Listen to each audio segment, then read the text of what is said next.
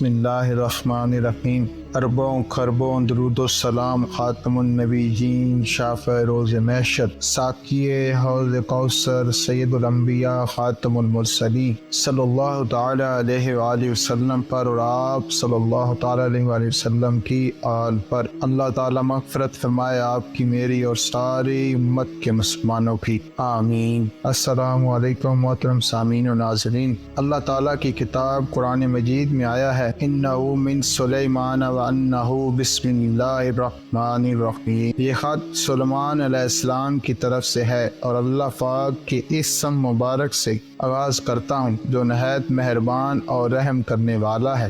حضرت سلیمان علیہ السلام نے اپنے خط کا آغاز اللہ تعالیٰ کے بابرکت نام سے کیا ہے۔ اسی طرح حضرت نوح علیہ السلام کی کشتی کے چلتے کا ذکر قرآن مجید میں کیا گیا ہے تو اللہ تعالیٰ نے ارشاد فرمایا اس میں سوار ہو جاؤ اللہ کے نام سے، اس کا چلنا بھی ہے اور اس کا رکنا بھی، گویا کسی بھی ایسے کام کا آغاز جو جائز ہو تو اللہ کا نام لینا اور اس سے شروع کرنا انبیاء علیہ السلام کی سنت مبارک ہے۔ یوں اس کام میں برکت پیدا ہو جاتی ہے۔ جب نبی پاک حضرت محمد مصطفیٰ صلی اللہ تعالی علیہ وآلہ وسلم بھی کوئی کام کرتے تو اس کی ابتدا اللہ تعالیٰ کے بابرکت نام سے فرماتے۔ آپ صلی اللہ تعالی علیہ وآلہ وسلم نے مختلف فرما رواؤں کے نام خطوط لکھے تو ان کا آغاز بھی اللہ کے نام سے ہی کیا۔ اس سے معلوم ہوتا ہے کہ بسم اللہ الرحمن الرحیم کس قدر اہمیت کی حامل ہے۔ رسول پاک صلی اللہ تعالی علیہ وسلم کا ارشاد ہے کہ دروازہ بند کرتے ہوئے بسم اللہ پڑھو، چراغ گل کرتے ہوئے بسم اللہ پڑھو، برتن ڈھانپتے ہوئے بسم اللہ پڑھو اور مشق کا منہ بند کرتے ہوئے بسم اللہ پڑھو۔ علامہ قرطبی رحم اللہ تعالی نے لکھا ہے کہ کھانے پینے، ذبح کرنے، وضو کرنے، کشتی میں سوار ہونے،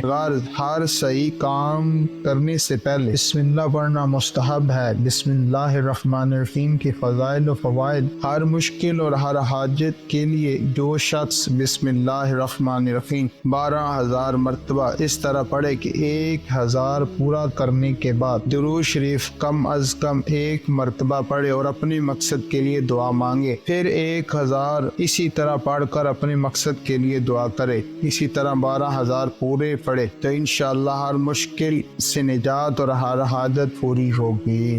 بسم اللہ کے حروف کی عدد 786 ہیں۔ جو شخص اس عدد کے موافق 7 روز تک متواتر بسم اللہ الرحمن الرحیم پڑھا کرے اور اپنے مقصد کے لیے دعا کیا کرے تو انشاءاللہ مقصد پورا ہوگا۔ تسخیر قلوب: جو شخص بسم اللہ الرحمن الرحیم 600 مرتبہ لکھ کر اپنے پاس رکھے تو لوگوں کے دلوں میں اس کی عزت و عظمت ہوگی، کوئی اس سے بدسلوکی نہ کر سکے گا۔ حفاظت از آفات: جو شخص محرم کی پہلی تاریخ کو 100 مرتبہ پوری بسم اللہ الرحمن الرحیم کاغذ پر لکھ کر اپنے پاس رکھے ہر طرح کی آفات و مصائب سے محفوظ رہے گا۔